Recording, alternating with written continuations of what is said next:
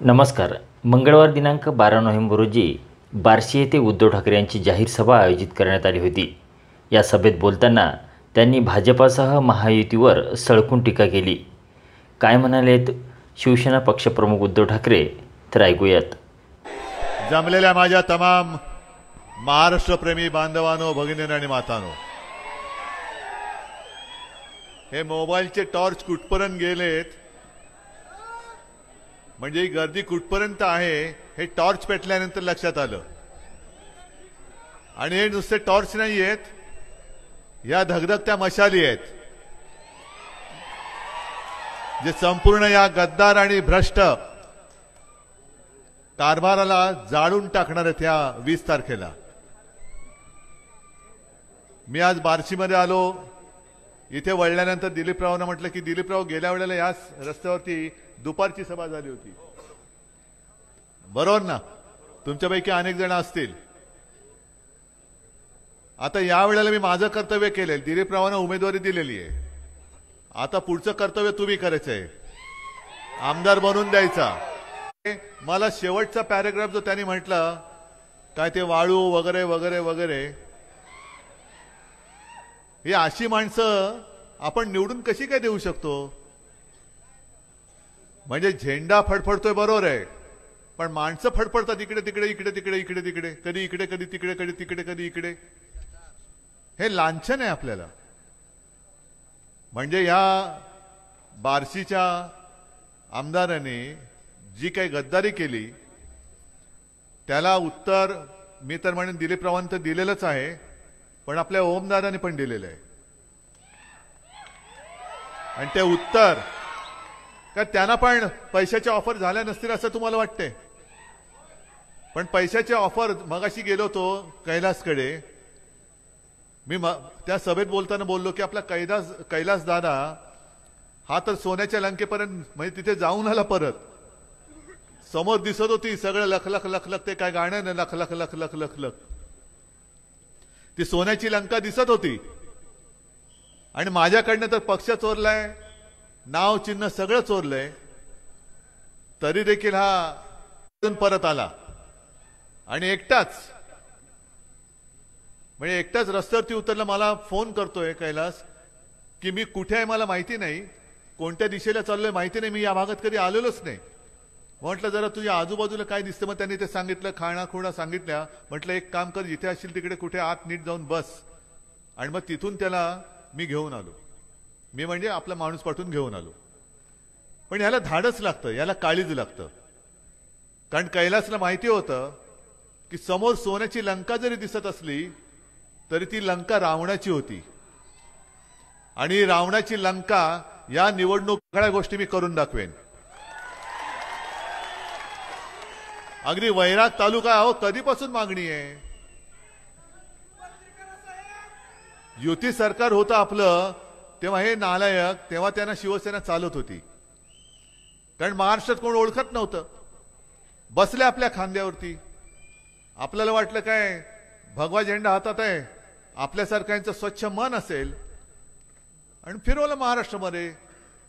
जसं मी सांगतो, अनेक ठिकाणी मी जातो तिथे आपल्यासमोर गद्दारच उभे आहेत. बघा, ते तुमच्या ईडी, सीबीआय, इन्कम टॅक्स वाल्यांनी मोजताच येणार नाही. आणि हे जे काय वैभव आहे, मोदी साहेब आपण देशाचे पंतप्रधान आहात दुर्दैवाने, पण आपल्याला माणसं पैसे देऊन आणावी लागतात. माझ्याकडे इकडे एक सुद्धा भाड खाऊ आलेलं नाहीये, एक सुद्धा नाही. पण यांचा आव असा असतो, म्हणजे बाकीच्या गोष्टी मी काय परत परत तेच तेच सांगणार नाही. काल माझी बॅग तपासली, आज पण बॅग तपासली.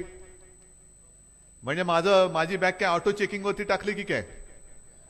बरं, जिथे जातोय त्याने मी प्रश्न विचारतोय की माझ्या आधी कोणाची बॅग तपासली? नाही, तुम्ही पहिलेच. म्हणलं माझ्यापासून काय बोनी करतोय? चुकीचं गिराईक पकडलेस तू.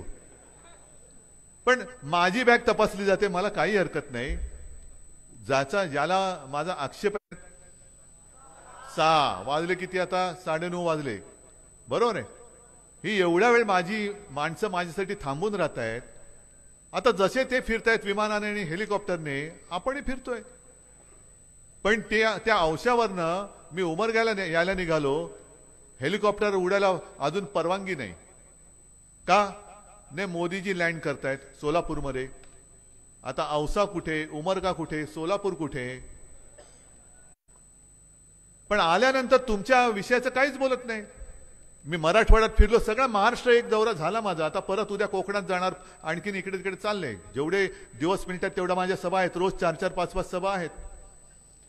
पण मराठवाड्यामध्ये तीच एक ओरड आहे, विदर्भामध्ये ओरड आहे, उत्तर महाराष्ट्रामध्ये आहे, पश्चिम महाराष्ट्रात आहे. शेतकरी रडतोय, सोयाबीनला भाव नाही, कापसाला भाव नाही, दुधाला भाव नाही, कांद्याचा भाव पडतोय. मग करायचं काय? आणि हे प्रश्न तुम्ही विचारू नये म्हणून मोदी आणि शहा मला प्रश्न विचारतात की काश्मीरमध्ये 370 कलम काढलं, त्याला ज्यांचा विरोध होता त्या काँग्रेस बरोबर तुम्ही कसे काय बसलात? काय संबंध काय? माझ्या सोयाबीनचा भाव त्यांच्यामुळे वाढलाय का हो? या देशात कोणाची हुकुमशाही आम्ही खपून घेणारच नाही आणि हा शिवरायाचा महाराष्ट्र तर अजिबात खपून घेणार नाही. पण आपण ती निवडणूक लढवताना यांचीच लोक बोलत होते की आम्हाला 400 पार पाहिजे का, तर संविधान बदलायचंय बोलत होते ना. मग तेव्हा जेव्हा तुम्ही चांगला फटका दिलात तेव्हा हे बोंबलायला लागले की या विरोधी पक्षांनी म्हणजे महाविकास आघाडीनी आणि इंडिया आघाडीनी एक फेक नरेटिव्ह म्हणजे काय की खोटं कथानक तयार केलं आणि म्हणून लोक त्याला बळी पडले म्हणजे फसले. मग संविधान बदल करण्याचा आमचा फेक नरेटिव्ह असेल, पण तुमच्याकडे निवडणूक असताना देखील आम्ही मोठ्या प्रमाणावरती त्याचं उद्घाटन पण करून दाखवलं. काय दिमाखात मोदींनी उद्घाटन केलं? ही तुम्हाला महाराष्ट्रातील लोक म्हणजे काय गांडूळ वाटले की काय? मी प्रत्येक सभेत सांगतोय की महाराष्ट्र हा गांडूळ पैदास करणारा राज्य नाहीये. महाराष्ट्रामध्ये छत्रपती शिवरायांचे मावळे जन्माला येतात.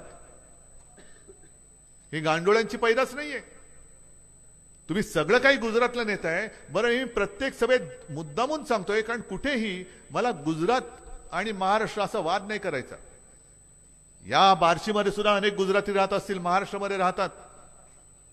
त्यांच्यात आणि आपल्यामध्ये कुठेही वाद नाहीये. तो वाद, ती भिंत मोदी आणि शहा बांधतायत. मोदी आणि शहा. बरं, कालांतरात मताचं धर्मयुद्ध करा असं ते मला ते सांगतायत. मग मी निवडणूक आयोगाला विचारतोय की धर्मयुद्ध करा हे तुमच्या निवडणूक आचारसंहितेत बसतं का? आणि देवेंद्रजी, मी एका शिवसैनिकाला शिवसैनिक म्हणून उमेदवारी दिल्यानंतर तुम्ही त्याच्या विरुद्ध धर्मयुद्ध करायला सांगत असाल तर हा शिवसैनिक 2014 आणि 2019 मध्ये मोदींसाठी मत मागत होता तेव्हा तो तुमचा का तुम्हाला वाटत होता? म्हणजे तुमचा उदो केला तर तो दाऊदचा माणूस असला तरी चालतो. आमच्याकडे असला तर तो चोर, आणि तुमच्याकडे आल्यानंतर तुम्ही काय त्याला खरा वीर वैरी पराधीनतेचा महाराष्ट्र आधार या भारताचा हा महाराष्ट्र आहे, तो पराधीनतेचा वैरी आहे, वीर आहे. आणि आज महाराष्ट्र तुम्ही तुमच्या चरणी जणू काय नोकर असल्यासारखे वागवत आहे. महिलांना 1500 रुपये देत आहेत, शेतकऱ्यांना आम्ही कर्जमुक्त करू का? लोकसभेत फटका पडला म्हणून. मी मुख्यमंत्री झाल्यानंतर माझ्या पहिल्या अधिवेशनामध्ये, नागपूरच्या पहिल्या अधिवेशनामध्ये मी शेतकऱ्यांना कर्जमुक्त करण्याची नुसती घोषणा करून नव्हतो थांबलो, मी करून दाखवलं होतं. तुम्हाला मिळाली होती की नव्हती कर्जमुक्ती? तुम्हाला तेव्हा सोयाबीनला भाव होता नव्हता, कापसाला होता, दुधाला होता, जे काय तुम्ही पिकवताय त्याला तुम्हाला भाव मिळत होता की नव्हता?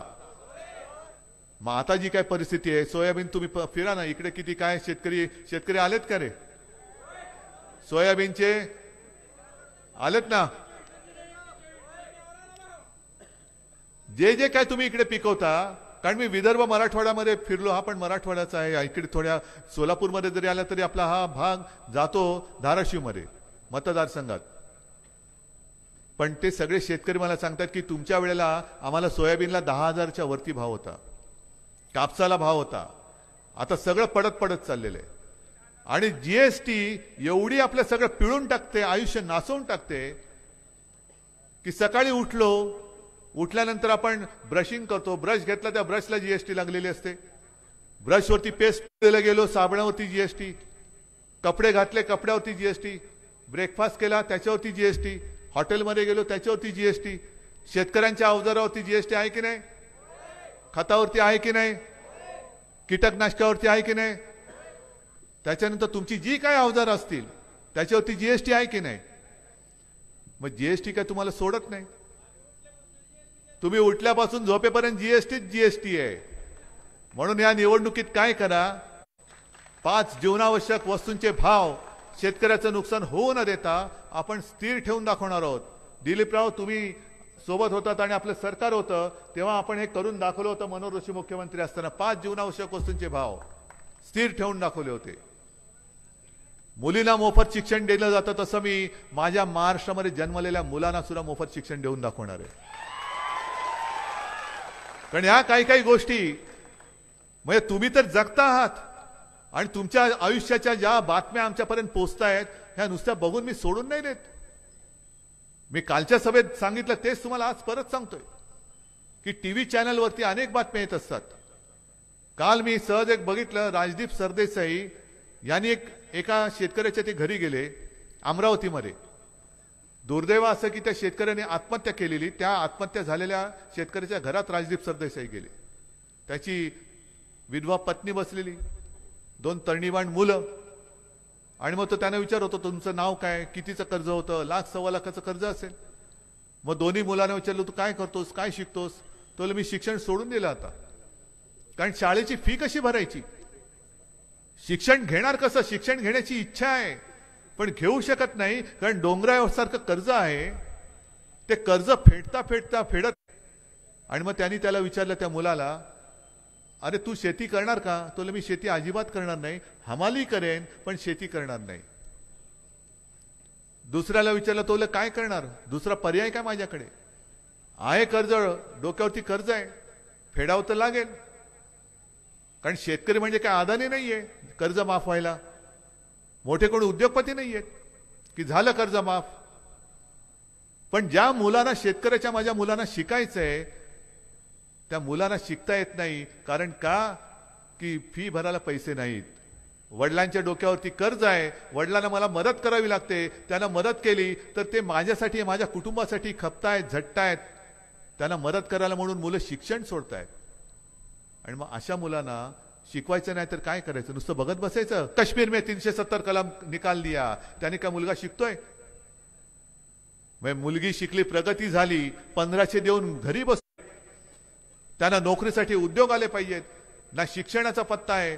उद्योग जे होते ते आणि येणारे उद्योग हे सगळे गुजरातला जात आहेत. मग माझे इथले सगळे लोक ही काय नोकरी करायला गुजरातला जाणार. आणि तुम्ही सगळे जाणार, तुमच्यापैकी बरेच जण म्हणजे वयाच्या नुसार मी म्हणतोय आई वडील आहात. मला एक उत्तर खरं द्यायचं. तुम्हाला कोणी फुकटचं दिलेलं आवडेल की तुम्हाला तुमच्या मुलाने किंवा मुलीने स्वकष्टाने कमवलेला 1 रुपया आवडेल. कारण महाराष्ट्र कोणाकडे हात पसरणारा नाहीये. आम्ही मागतोय, आमच्या कष्टाचं मागतोय.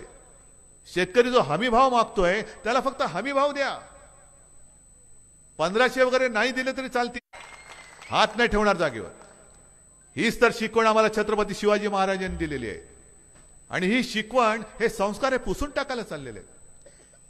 नुसतं आपलं काहीतरी भास आणायचा, फसवायचं, मग कधी शिवाजी महाराजांचं नाव घ्यायचं. अहो तुम्हाला माहिती आहे लोकसभेच्या आधी केवळ आणि केवळ आपली मतं त्यांना पाहिजे होती, कोकण पट्ट्यातली मतं पाहिजे होती, म्हणून घाई गर्दीने शिवाजी महाराजांचा पुतळा तिकडे बांधला होता.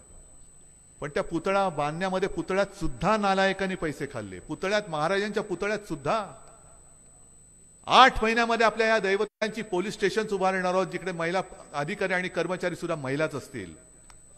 महिला पोलिसांची भरती आम्ही जास्त करणार आहोत. 25 लाखापर्यंत कॅशलेस मेडिकल सेवा सुद्धा आम्ही तुम्हाला देणार आहोत. खूप काही करायचे आहे. पण छत्रपती शिवाजी महाराजांनी जे आपल्याला शिकवलं की गरीबाच्या भाजीच्या देठाला देखील हात लागता कामा नये. इकडे गरीबाची भाजी तर सडतेच, पण गरीब मुळासकट उखडला जातोय तरी मोदी आपले फिरतायत. आज इधर तो कल उधर फिरतायत. देश पडलाय वाऱ्यावर, पण मला सत्ता मिळाली पाहिजे. आणि म्हणूनच जे मी ठरवलंय की आपली सत्ता, भाजपवाले कोणी नव्हते, महाराष्ट्र वाचवला ते या माझ्या सगळ्या महाराष्ट्रातल्या माता भगिनी आणि जनतेने महाराष्ट्र वाचवलेला आहे. आणि तेव्हा माझ्यावरती टीका झाली होती, आजही टीका करतात, हे फक्त यांच्या कुटुंबापुरतेच आहेत. हो आहेच, हेच माझं कुटुंब आहे.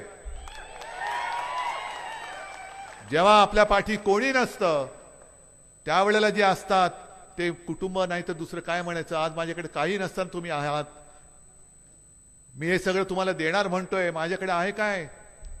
ना पक्ष, ना चिन्ह, ना काही, सत्ता तर नाहीच आहे, तरी सुद्धा तुमचा माझ्यावरती विश्वास आहे. मोदीजी, हे भाग्य तुमच्या नशिबात नाही, त्याला मी काही करू शकत नाही. आणि याच्यावरती तुम्ही जर का घराणेशाही म्हणून आरोप करणार असाल तर तो मला मंजूर आहे. ही माझी घराणेशाही आहे, ही माझी घराण्याची परंपरा. पक्ष चोरावं लागतं, चिन्ह चोरावं लागतं, माणसं भाड्याने आणावी लागतात. इकडे एक सुद्धा भाडकाऊ नाहीये, सगळी जिवंत माणसं आहेत, ओरिजिनल. ही खरी शिवसेना. अमित शहा जे बोलले ना नकली सेना, मी त्यांना बेअकली म्हणतो, त्यांना म्हणा येऊन बघा काय शिवसेना आहे.